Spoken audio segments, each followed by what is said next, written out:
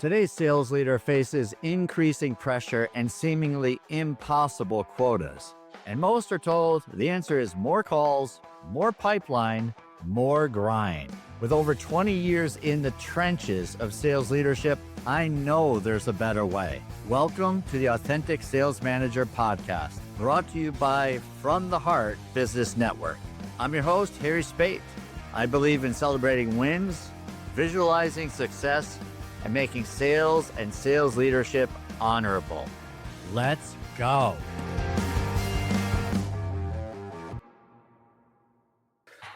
Jeff Forrester from the beautiful area of Orlando, Florida, is joining us on the Authentic Sales Manager podcast. Jeff, welcome to the program. I've got to start off with this question. What does an authentic, let me say that again. What does an authentic sales manager mean to you, Jeff? That right there, that we aren't perfect, and that the authentic sales manager is just that, is being humble and understanding that for me, it's not forgetting where you came from, meaning that so many times when you see people accept a leadership role, they forget that they used to be in that subordinate role when you look at the hierarchy. And so their attitude changes, everything changes. So to me, an authentic sales manager is someone who is empathetic to the people that they work with and serve with. And I'm a particular about words and word choice. And I'm never a big fan of my team, because then that shows that you're coming from a place of ownership when it really is the team. Because as a sales manager, as you know, because you've led teams before, we're all on the same team together. Our role and responsibility is just different from the other people on the team. And once you understand that, then you really become an authentic sales manager. Oh my goodness, that's so good. So do you view it as the members of the team as your team mates? Yes. Yeah. And and that took a little bit of time. So when I first started, you get excited because you emulate what you always saw. And if you always had a leader that positioned themselves outside the circle, meaning that they're on the podium and everybody else is in the audience and you have to do what they say, that's usually what you emulate when you first come into your own. And then you're also trying to figure out, how do I show authority, because I am given more authority in this leadership position, but still be part of the team. And so over time, I just started to realize that to be a part, it's to have the empathy to understand that what would I want to work for me? Would I want to work with me as a leader, and to be able to understand where I'm coming from? And a lot of it comes from just communicating. If you want to be a member of the team, communicate in an authentic way. Oh, incredible. I love it. Jeff, you have got quite the extensive background in leadership. Stepping back years ago, you were in the pharmaceutical industry and you moved from pharmaceutical sales to, what was your trajectory in that industry? Can you mind sharing that with the audience? It was a wild ride. So I first started in sales, just like most of, if you're on here and you're a sales manager, usually people's background is in sales. Now, I do know that sometimes people will do rotations because they need to check that leadership box, which is frustrating to work on a team with someone who doesn't understand sales that all of a sudden is calling the shots. But I was a salesman for the better part of a decade in three different companies, actually. And the whole time wanting to pursue leadership and wanting to pursue the next step in my career. Then I went from sales into sales training, which, if anybody has the opportunity to do that, it's a great transition, because you don't have any direct reports, but you get to get inside the circle of hearing conversations of what it looks like. How do you lead without authority? How do you influence other people? And training is a great place to do that in. Plus, you start to see other leaders and you can learn from them. And so from the sales training role, then I had an interim role for a short amount of time. And then I proved myself there and then became a first line leader at that point and had a team of, at the time, I think it was 12 that I managed, which is a lot for sales leader. It doesn't sound like a lot, but it was a lot spanning really all over the Southeast. So my team size went from 12 to 8 to 9. It was just, it varied. And then from that, from proving myself as a sales leader for several years, then I went into marketing for a year, which was a great role. And then from there back into field sales with a couple of different companies, and then went to second line leadership, which was an interesting transition as well. That was leading leaders. Oh my goodness. Oh, so much here to go on. But one thing that just jumped out at me, you said something about leading without authority. Did I hear that right? You And sure did. Well, leading without authority for me, you don't need to have a title. And I feel so many times that we all feel like in order to lead, we have to have a title, meaning that until somebody puts me in that position, I can't do anything. I can't make a recommendation. I can't share my thoughts. I can't influence other people. And again, you know as well as I am, peer influence is far more powerful than top down influence, because so many times top down influence is people just go, well, I've got to do it because they told me to do it. Peer influence is, I need to try that because Jeff's doing that. And that's where, as a training manager, yes, you have a position of authority, but nobody reports to you. And so there, you really, that's where I learned the power of influence. One, I had to know my product knowledge better than anybody. Like as a training manager, I had to know it better than the rep. I had to know it better than all the managers. And so I took my game to another level, which helped me lead with confidence because I really knew the products that we were selling and what I had to train on. And so that gave me leadership across reps and sales managers. So I didn't have authority over them. They didn't report to me. And in the corporate structure, I was one rung below them. However, I was able to earn their respect and have an influence decisions that they were making with their teams based on how I showed up every day. wow. So yeah, I'm just thinking through that. It's like, why do I have to listen to this guy? Uh, the sales, the many salespeople are, they know everything. They don't want to listen to new ideas and thoughts. And so you just said it was by the way you showed up every day that you got the respect and people to listen. So share what that means with me. So if you want to show up where other people are going to listen to what you have to say, is one, keep your mouth shut. That's one thing, is understanding when to speak and when not to speak, and keeping an open mind. And by keeping an open mind, you get to hear what the person's really saying. You're also able to then position and say, I get it. I've been where you're at, and then share your thoughts, and not in a authoritative way in the sense of, hey, this is what you need to do. It's, hey, is this something that you've considered? I'm not a huge fan of the word consider, but when you're influencing a peer, you just need to get them thinking. In sales, as you know, is, would you consider to buy this X? That's maybe the worst close you could ever have, because they're like, sure, I'll consider that all day long. I'm just not going to do it. When though you're speaking with a peer, that's where the influence starts to happen. It's like, well, have you considered this? Well, no, I haven't considered it. Okay, well, what's keeping you from wanting to try this? Because that's what would happen, is you would have corporate pay for, thousands and thousands of dollars for sales training. And everybody came in already, leadership as well, with their barrier up. Like, why do I have to go to do this thing again? It's just another thing. Well, I always went into it of, hey, here's another opportunity for me to learn and try something.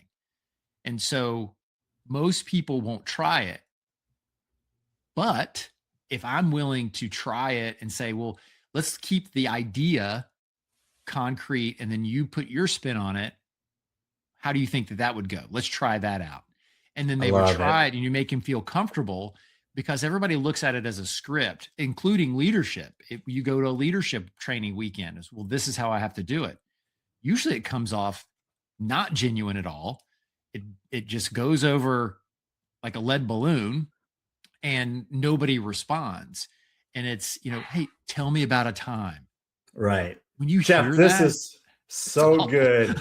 All right, so let's take a quick break here and get a word in from our sponsors who are helping us pay for this program.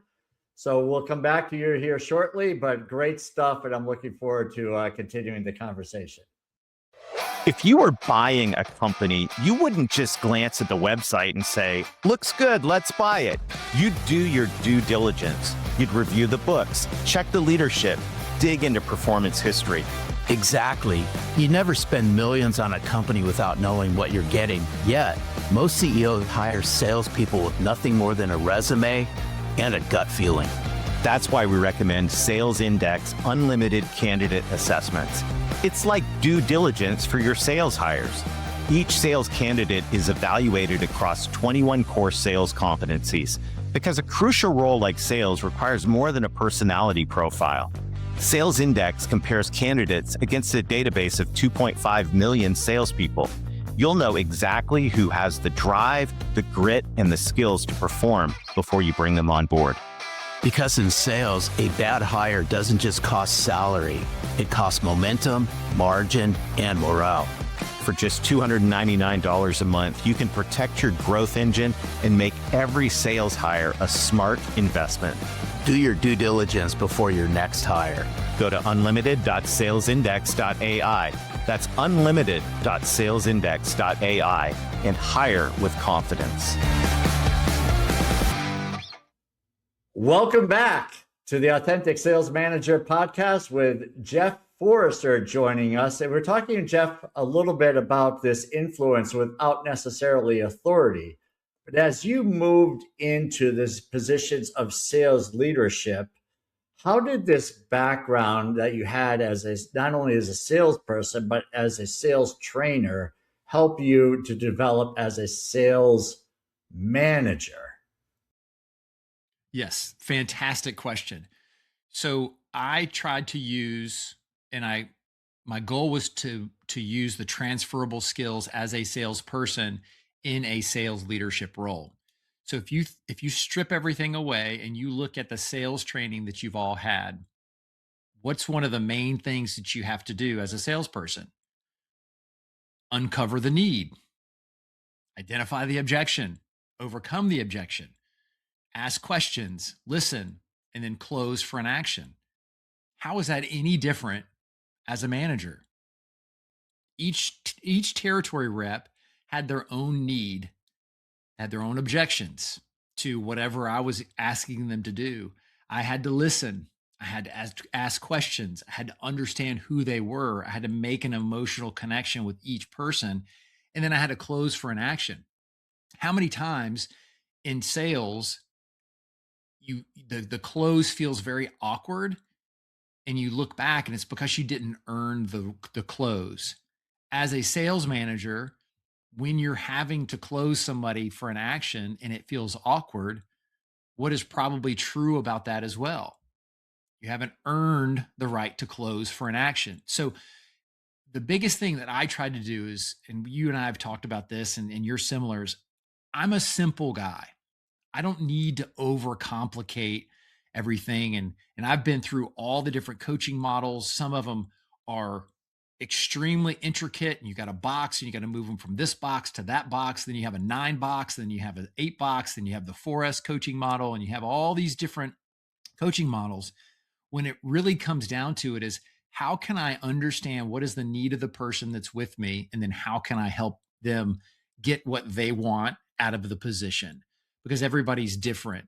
And I felt like I was really good at that because I have an empathetic heart and I really want to understand where they're at. And that's what made me a successful manager, because I treated each person as their own person and didn't do that blanket, all right, all 10 of you, I'm going to lead and coach the same way, because it just doesn't work. Because if you're a salesperson, all of your customers aren't the same. Each customer within an account aren't the same. So you have to approach sales management in the exact same way, in my Yeah, opinion. so true. I just love how you made that adjustment. You treated your sales team, not your sales team, but the sales team, your peers, and you treated each one of them differently, like they were each your client, right? And understanding what was important to them, hearing them out, listening to their concerns. Were there times going through all of that where you would just feel like, I've got a number to hit, and this person is kind of getting in the way here, or I really don't have time for this, where the number became more of the focus, or did you have to fight that, or what was your thinking? When you're in sales, the only conversation that I received from up top was, how is this person doing with their sales? The problem that we're having with sales nowadays is data. There's too much data. And so I was recording a podcast of my own just the other day, and I talked about how we make micro decisions in a macro environment. Is that we don't see the forest for the trees, in the sense that if you're being evaluated by weekly numbers, you're only as good as that last report. And talk about the yo-yo that you're taking somebody through. Is this week you're the hero, next week you're the zero. And we all know that it's cyclical. So you have to zoom out and try to look at the big picture. And it's tough. It's tough not to fall victim to managing by the numbers, because that's what our managers do to us. I look at it as, it's the laziest way to lead a sales team is through data. Now, data is essential because we're all paid based on our performance. But if you solely lead based on data, you're missing the big picture to me. And I love data. Oh my, I love it. And, but it's part of the story, and you have to understand where that's at, because Harry, I can make data look any way that I want it to, just all how you cut it and the lens that you look at it through. And so it's tough, to not go with whichever way the wind blows. I don't know if that answered your question. I got off on a I so agree with what you're describing here, is that you lose sight of the person. And sales is tough enough. For those who are in sales, we understand that it is a roller coaster from month to month, quarter to quarter. You are what your record is. We hear this all the time. It's like bad months. All of a sudden, did I lose all of my skills? Did I, just completely forget everything? Now I'm, on the bottom rung. So there's all kinds of things that are going on in sales people, and in sales leadership. We're trying to balance this out. And we say, I know I've got a performer here, and I'm looking at the week, or I'm looking at the months of the KPIs, and I'm seeing some things here, but I've got to balance this out because I know the human behind the numbers. And that's where I think a lot is getting missed, when people are just looking at the printouts of the reports and they're just looking at KPIs. What's your thought there? Yeah, 100%. There's a great book called The Four Disciplines of Execution. And in that book, it talks about lead measures and lag measures. Data is lag measures. It's already happened. We're freaking out over something that has already happened. Lead measures, however, those are the things you have to focus on, because those impact the numbers. So before you freak out about the numbers, look at the numbers and say, okay, based on what I'm seeing here, let's evaluate the lead measures. Do they have the right strategy and the right tactics to move these numbers in the direction that they need to go? That's where you address it. There's a great volleyball coach that I've had several conversations with, Coach Jeff Forrester, and he talked about how when athletes make a mistake, they don't make 100% wrong mistake. They don't do it on purpose. They make about a mistake about a 3% mistake, meaning that 97% of what they do is right, 3% is what's messing them up. So why do we always go back and start from ground zero to correct a 3% mistake? As sales leaders, how many times do we just react and start over from scratch? Or do we Yeah. just look at what are those little things that I can tweak in the lead measures to really impact the overall output that I want to have? Lag measures and lead measures, the things that we're talking about here on this Authentic Sales Manager podcast. Jeff, let's take a quick break from our sponsors and we'll get right back into this conversation. Great stuff. If you were buying a company, you wouldn't just glance at the website and say, looks good, let's buy it. You'd do your due diligence. You'd review the books, check the leadership, dig into performance history. Exactly. You never spend millions on a company without knowing what you're getting. Yet, most CEOs hire salespeople with nothing more than a resume and a gut feeling. That's why we recommend Sales Index Unlimited Candidate Assessments. It's like due diligence for your sales hires. Each sales candidate is evaluated across 21 core sales competencies because a crucial role like sales requires more than a personality profile. Sales Index compares candidates against a database of 2.5 million salespeople. You'll know exactly who has the drive, the grit, and the skills to perform before you bring them on board. Because in sales, a bad hire doesn't just cost salary, it costs momentum, margin, and morale. For just $299 a month, you can protect your growth engine and make every sales hire a smart investment. Do your due diligence before your next hire. Go to unlimited.salesindex.ai. That's unlimited.salesindex.ai and hire with confidence. Welcome back to the Authentic Sales Manager podcast. I'm Harry Spaight, and with me is Jeff Forrester, and we're just talking a little bit about lead measures and lag measures in sales leadership. And sometimes we focus on stuff that's already happened, and instead, why not focus on stuff that could happen is what my thought is. So, Jeff, take me down that path there a little bit.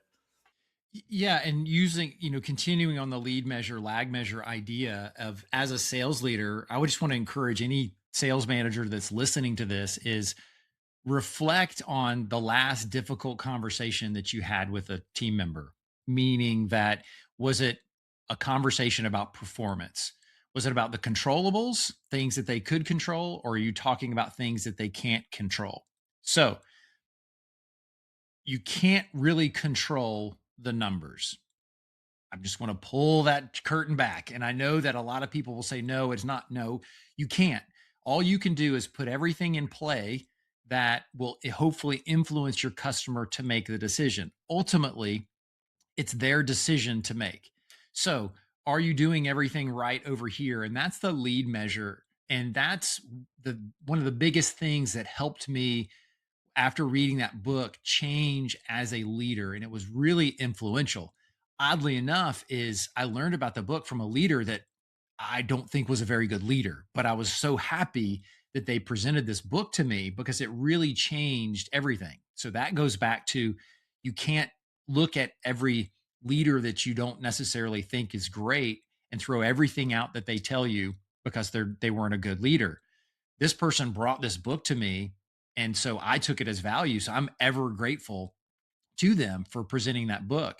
And so seeing lead measure was so influential because those are all things that I can control as a sales leader. So what am I doing to impact my team?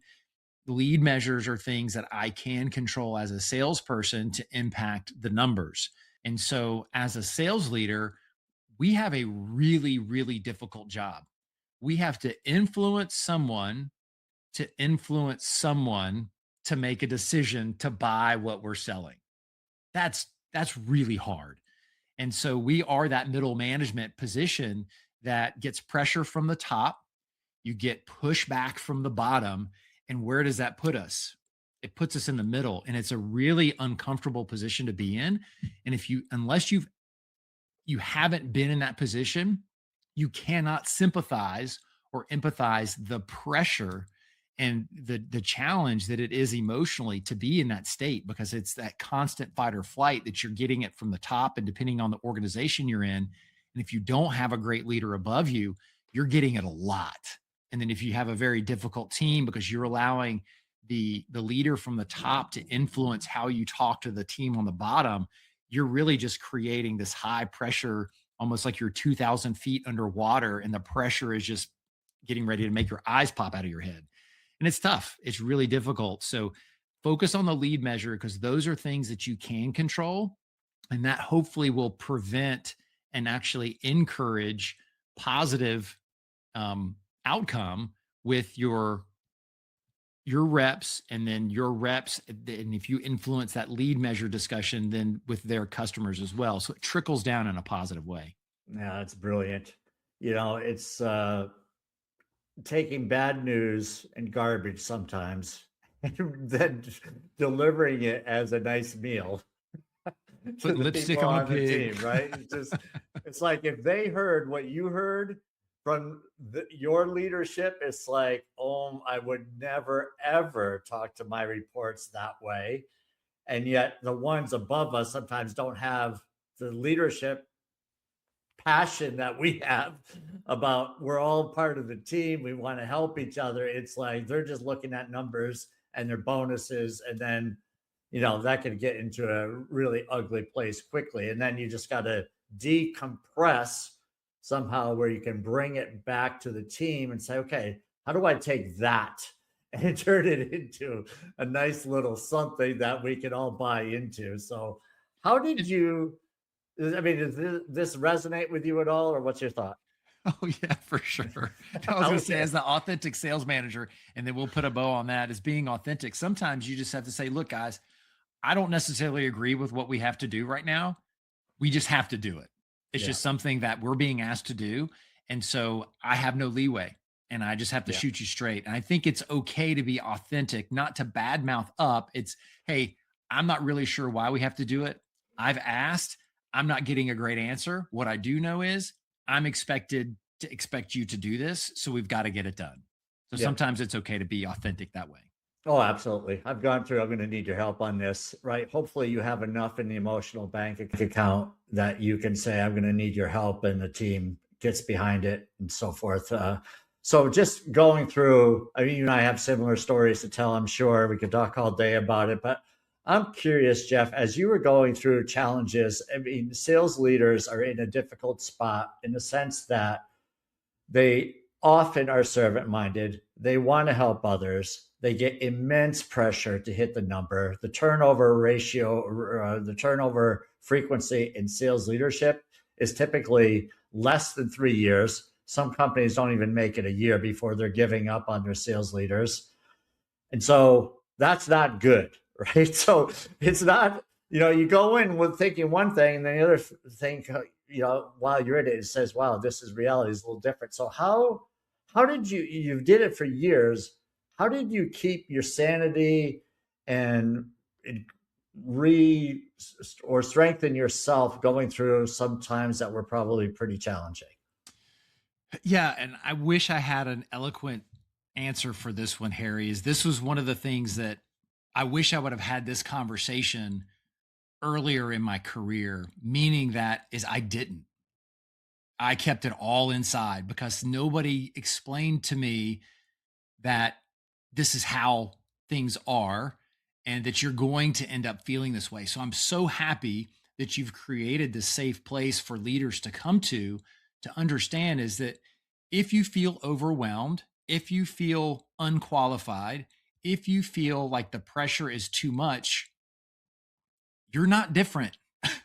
You're not alone. And for me, it was difficult. And I where I see it, I can look back in my career, and I think we've talked about this before. I encourage everybody to look at a timeline, especially if you've had a length of a career like you and I have had, is look at a timeline and specifically look for those moments to that question that you asked. And so for me, it was 2009. The company I worked for was just purchased by another company. We were told everybody was going to keep their jobs. And then all of a sudden, they pull us into a Marriott in New Jersey, and the CEO didn't even show up. And it was our competition bought us.